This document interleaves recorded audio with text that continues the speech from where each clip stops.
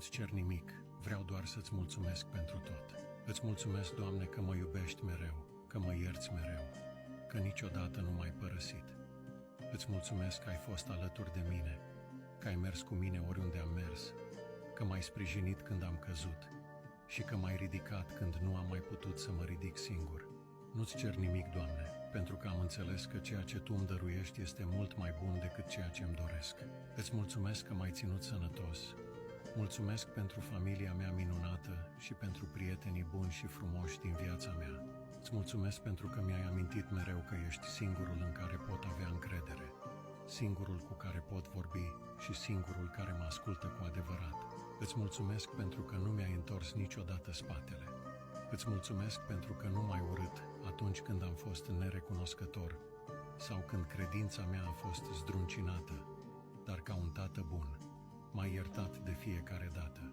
Mulțumesc, Doamne, și pentru greutățile, grijile și problemele prin care am trecut. M-au făcut mai înțelegător, mai umil, mai frumos la suflet și fără ele nu aș fi fost omul de astăzi. Mulțumesc pentru fiecare zi pe care mi-o dăruiești. Mulțumesc pentru tot ce faci pentru mine și pentru familia mea. Mulțumesc că nu ne-ai lăsat niciodată la greu și ai stat lângă noi.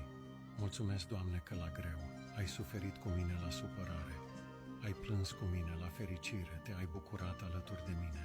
Pentru că doar Tu, Tată iubitor, îmi simți și durerea și bucuria ca și cum ar fi ale Tale și le trăiești și Tu alături de mine.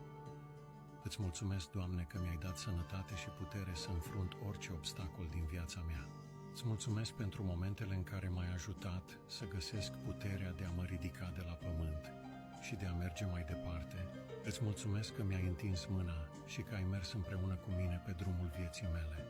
Pentru toate îți mulțumesc. Dacă ai ajuns până la finalul poveștii, lasă o inimă în comentarii și asigură-te că ne urmărești.